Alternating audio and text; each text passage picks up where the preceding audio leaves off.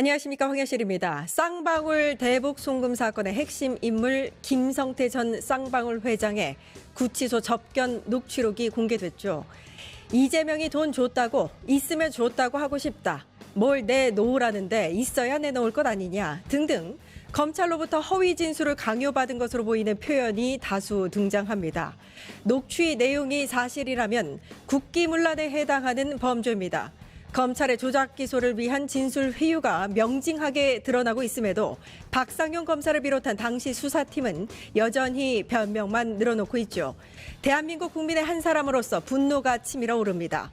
더불어민주당이 추진하는 국정조사를 통해서 윤석열이 사유화하려고 한 정치검찰의 민낯이 낱낱이 밝혀지길 바랍니다. 3월 6일 끝장 뉴스 시작합니다.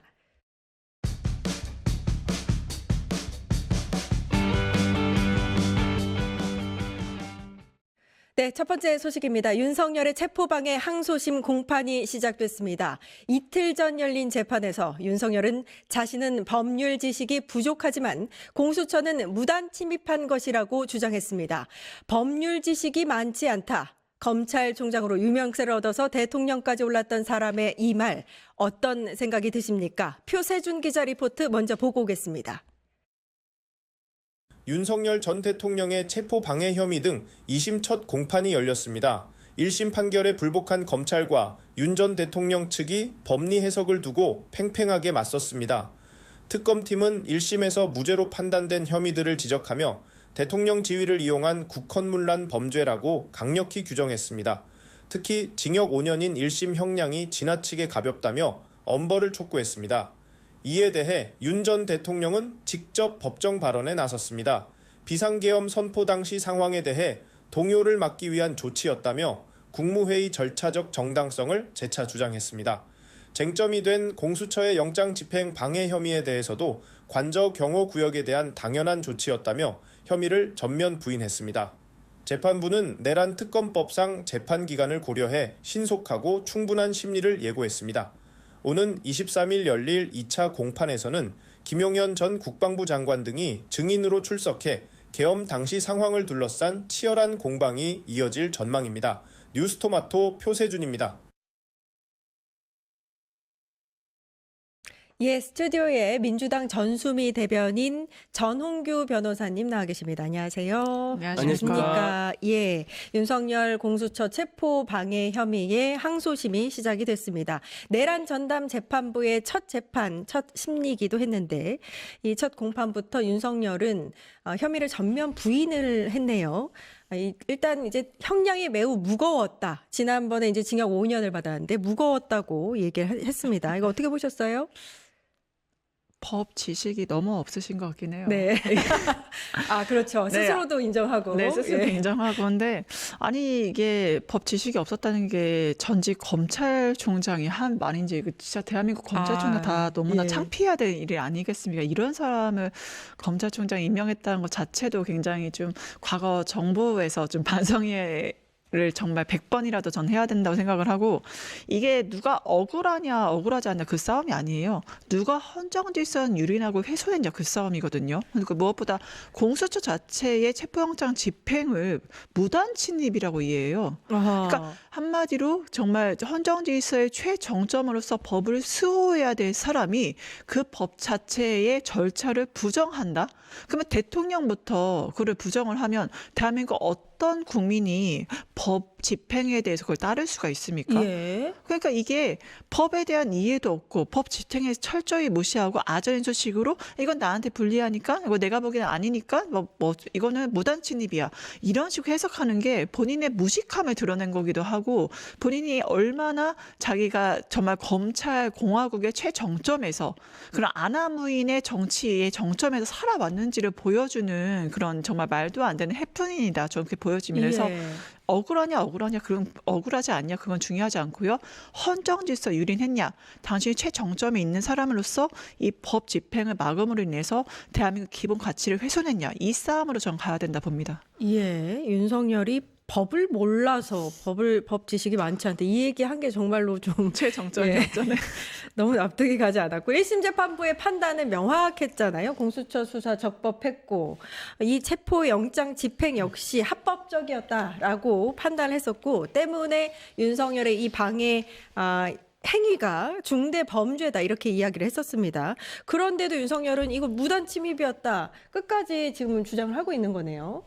너무 좀 어이가 없죠. 왜냐면은 법원에서 발부한 영장이 있잖아요. 압수수색 영장하고 체포영장이 있었단 말입니다. 그럼 법원에서 이미 1차적으로 판단을 했는데 만약 공수처에서 수사권이 없다면 이게 영장이 나오겠습니까? 당연히 나오지가 않죠. 예. 그 영장을 받았고 또한 1심에서 또 재판 결과에서도 분명히 명백한 헌법질서 유린이라고 판단을 했습니다. 예. 또한 이 경호 구역이라 할지라도 적법한 영장을 가지고 들어간 경우에는 이런 것들을 전면적으로 거부할 수 없는 치외법권이 아니다라고 명백하게 그 재판부가 잘 말씀을 해주셨습니다. 네. 그럼에도 불구하고 이것이 무슨 뭐 수사권이 없는데 납득이 안 된다 뭐 이런 얘기를 하는 걸 보면 정말 좀 한심하다. 어떻게 저런 식으로밖에 변명을 못할까 그런 생각입니다. 예. 1심에서 무죄가 나왔던 혐의 중에서 국무위원회 심의권 침해가 있었습니다. 특검이 계속해서 이 부분은 윤석열의 고의성이 입증이 된다, 인정이 된다라는 입장을 밝혔고요.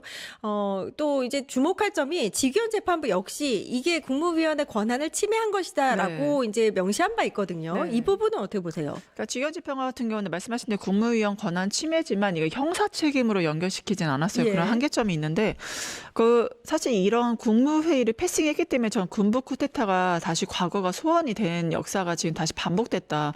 국회를 그 군합발로 짓밟고 창문을 깨서 그리고 우리 뉴스토마토 기자를 케이블 타이로 묶었던 그렇죠. 그런 말도 안 되는 사례들이 예. 발생했거든요. 그러니까 이 국무회의 패싱이라는 게 이제 정말 뭐 알려지면 국민이 불안하다?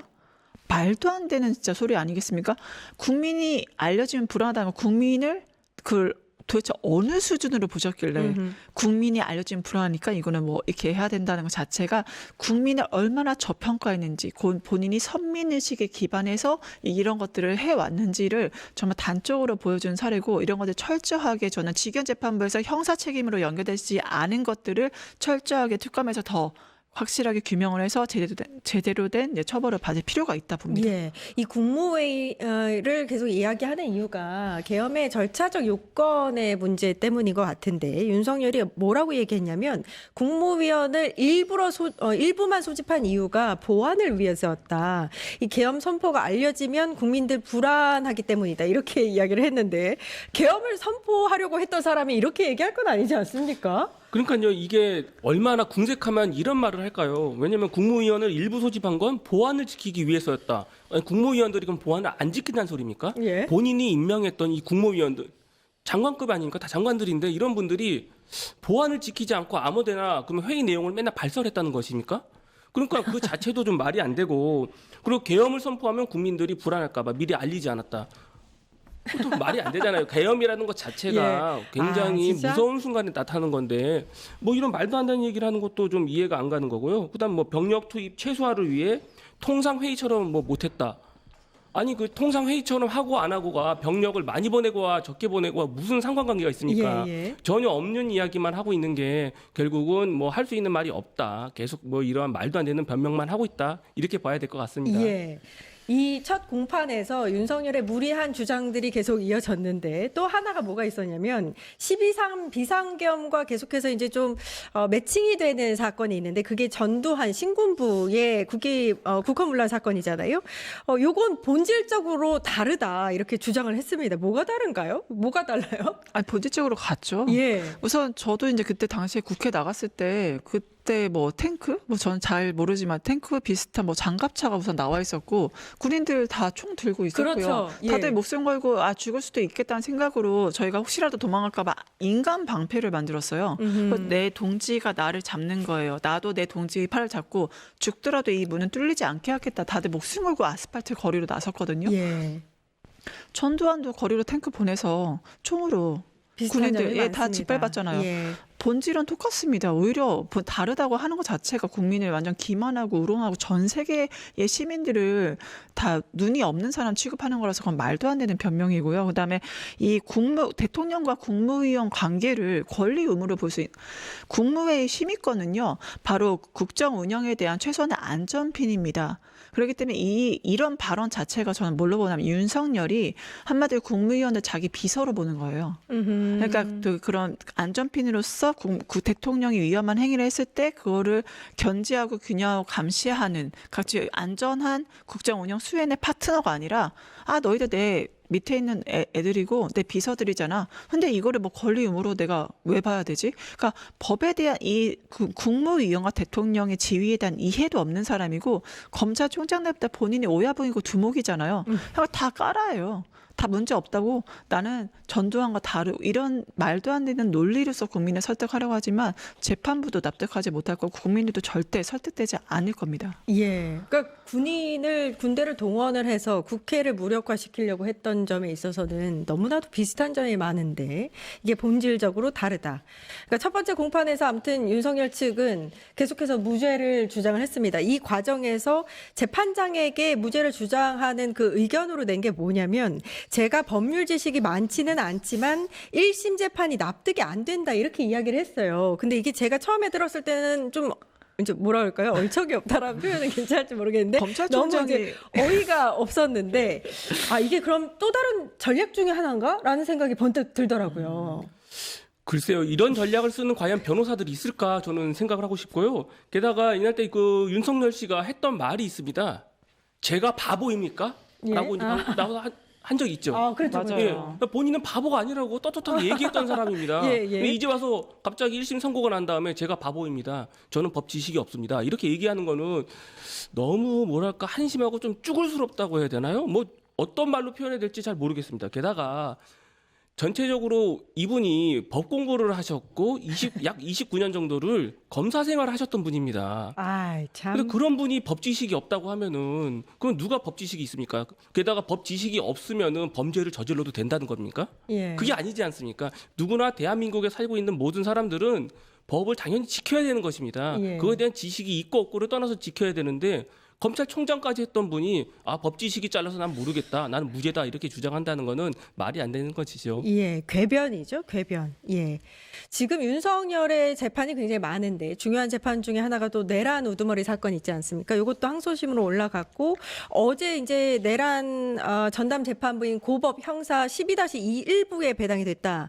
이 소식이 전해졌는데 그러면은 사실 이제 윤석열이 한 8개 재판들이 다 다른 재판부에 그러면 배당이 되고 이게 또 다른 판단들이 나오는 거 아닌가 이런 우려가 또 나오거든요. 그래서 국민들이 염려하시는 게 사법 로또 아니면은 네. 자, 누가 걸리냐에 따라서 이제 만약 결과가 달라진다면 똑같은 내란 사건인데 통일성이 없으면 그거를 누가 수긍을 할 수 있을까요? 그래서 가장 중요한 건 지금 일관성과 통일성으로 이게 가야 된다. 그러니까 일관성과 통일성 가는 기준 딱 하나입니다. 기준이 있어야 돼요. 그럼 이 사건들의 핵심은 뭐냐?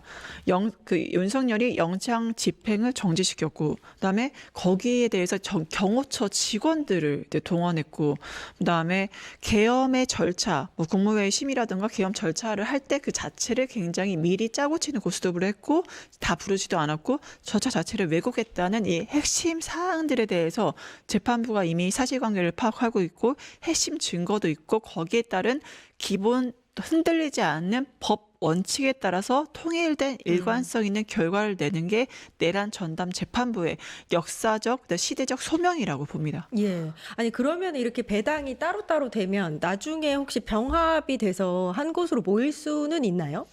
그게 지금으로서는 병합 얘기는 왜냐하면 이제 사실관계라든가 각 사안들이 다르기 때문에 이제 따로 분리된 것들이 있어서 근데 지금으로서는 이제 나눠서 이제 갈 수밖에 없지 않을까. 그냥 병합 사건 같은 병합의 이유가 있기 때문에 가는 거거든요. 그때 당시에 또 병합의 사유가 생긴다면 병합으로 갈 수도 있겠죠.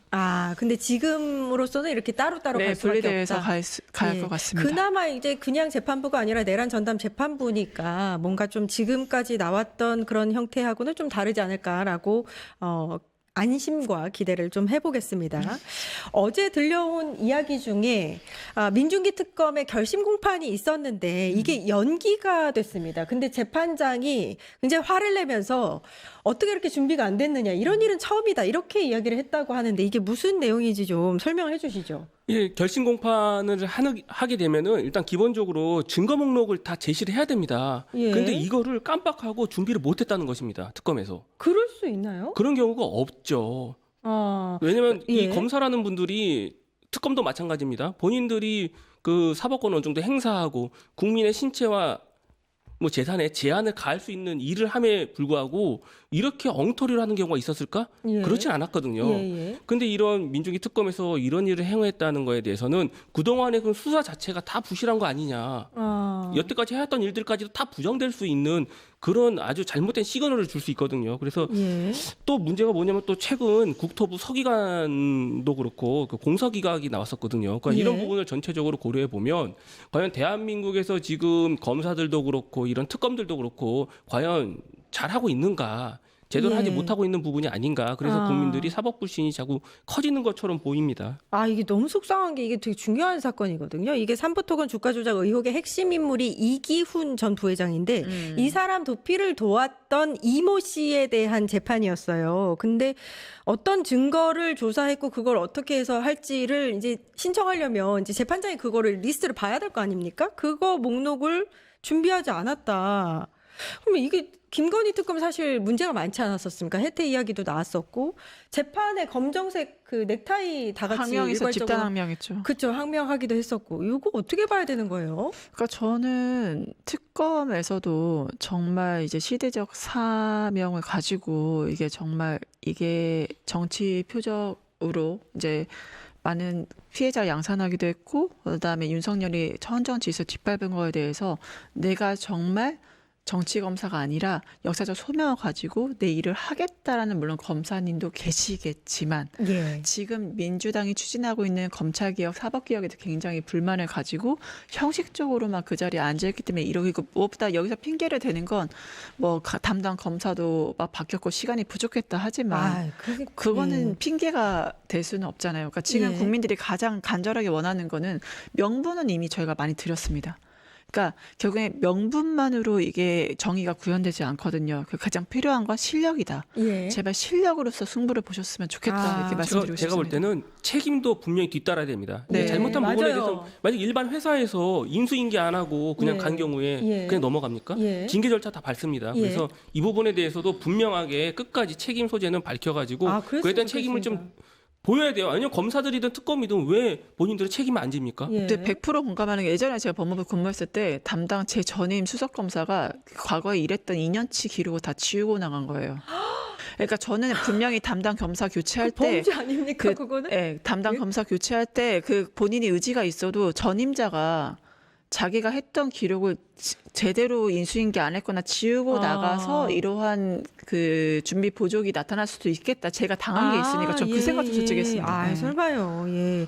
아니 김건희 재판 1심 성적도 좋지 않아서 더 열심히 하는 모습을 보여야 함에도 불구하고 이거 계속해서 좀 주목해서 봐야겠다라는 생각이 들어서 좀 짚었습니다. 전홍규 변호사님 먼저 보내드리겠습니다. 감사합니다. 네, 감사합니다. 증권봉합